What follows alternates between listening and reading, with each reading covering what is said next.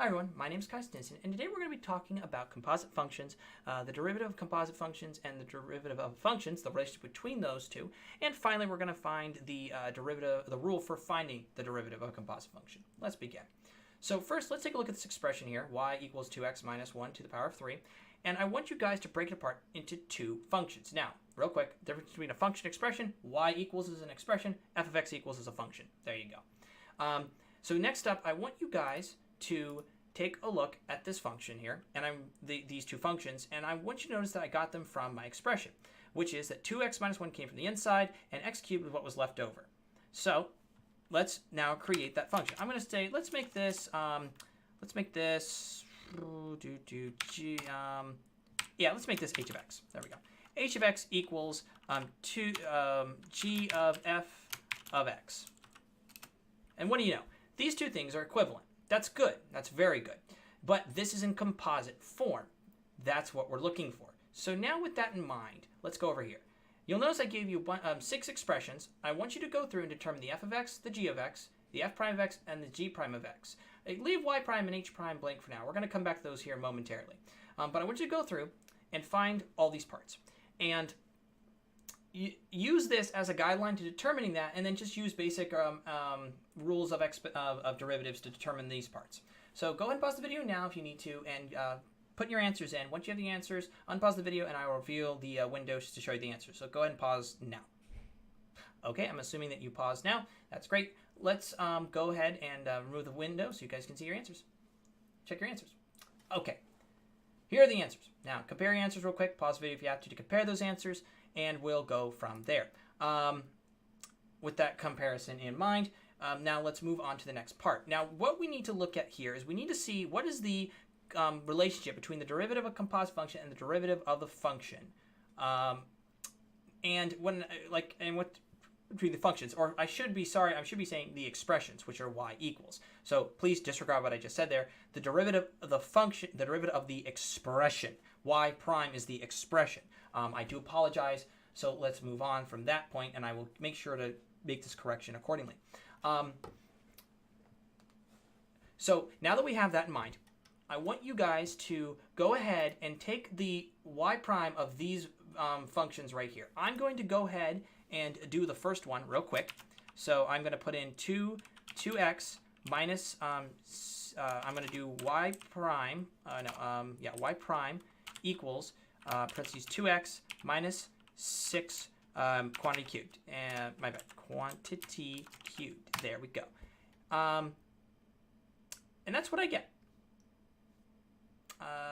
Okay, so now that I got that, let's put that in there. So 2x minus 216. Okay, that should be minus. There we go.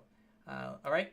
So go ahead and go through and do all of these. All right. Now these you have Algebra on your side, so this isn't that big of a deal. I'm going to go ahead and move on to h prime of x for time reasons, and then I will go through and fill these in if we have time for you guys. But I want to get to the core aspect of what's going on here. So let's go ahead and move on to this. Now let's take a look at h prime of x. Now remember, this is h prime of x. So just for all intents and purposes, I'm going to go back to this example real quick, and I want to find this derivative. So let's do h prime of x and hit enter. That doesn't look like it's in composite form. Well, here's an interesting. If you take y prime equals 2x minus 1 quantity cubed, I do apologize, that shouldn't have happened. Let me try that again. Derivative, let me do this, derivative of a, we get the same thing. Interesting. So why is that? Now y prime of a, that's just my expression y equals, I had to write like this because GeoGebra just forces me to write like this. I do apologize. Now that we have that information, let's take a look at this correlation. And I want you guys to now go back to here, and let's take a step back here for a second. And let's look what we did over here, where we had f prime of x and g prime of x, and I had you guys find those. Well, let's use the same strategy on these two. If we take f prime of x, f prime of x, we get 2.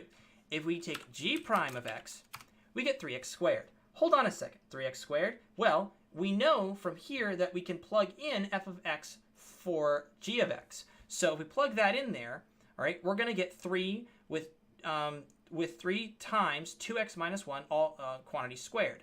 That's interesting because 2x minus 1 quantity squared factored out, okay, when you factor 2x minus squared out, you actually get the expression. I'm just going to type it real quick so you can see it.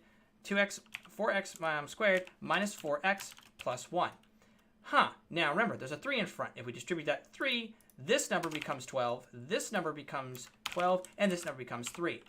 We're close, but not close enough. What am I missing? Well, remember, we took the derivative of f of x. If I take him and multiply him into here, this becomes 24, this becomes 24, and this becomes 6. There we go. They're the same now. Excellent. Now that we've established the relationship between the derivative of a composite function and the derivative of the expression that comes that the composite function, we can now begin to look at this correlation, knowing, and we have proven, that they will be equal every single time, just in 2 different forms. One is an expression, one is a composite, one is a derivative of an expression, one is the derivative of a composite function. So, now I'm going to leave the rest up to you at this point. I will, however, find h prime of x real quick, and then I will go on to put in my final thoughts. So let's go ahead and find h prime of x of that function. So I'm going to go ahead, and now knowing my new tool, I'm going to say, and just because I had to use a different variable, I'm going to use j for now, j prime of x, okay, which is our new function. So I'm going to first state the fact of what j prime of x equals. So let's take j of x equivalent to our value in a2, which is going to be 2x minus 6 quantity cubed. Awesome. Now that we have g prime of x, okay? Now we're going to find g prime of x. But instead of just writing g prime of x equals and be given this crazy thing, which, yes, that's correct, but again, not in the right form, we're going to write it like this. We're going to say, we're first going to break g, like we did before in our spreadsheet over here, we're going to break j of x apart. We're going to state what 2x minus 6 is, and is equivalent to 3, and so on. So I'm going to go ahead and state the fact that my f of x is equivalent to 2x minus 6. Enter. Which is right here. I do apologize for all the jumbledness. Let me delete some of these real quick so we can focus on what we want to focus on. And that will help out our course accordingly. So I'm going to go ahead and delete the current. There we go. That'll help. So then, and then we're going to say g of x is equivalent to what's left over, which is our x cubed. Fantastic. All right, we're starting to run low on time, so I'm going to have to wrap this up relatively quickly. We're then going to take our derivative of those two, so f prime of x, which is 2, and g prime of x, which is there. Awesome. Now, remember back to our previous values here. We had, and hopefully you'll have your previous expressions if you've been following along. H prime, we're going to find h prime, which is equivalent to the following, which is g prime of f of x times f prime of x. There it is. Now, if you were to take that function and factor it out like we saw before with our previous first given example, you'll see the fact that this will be equivalent to this if you factor this all out. So that answer right there is what goes in here. 3 equals 2x minus 6 quantity squared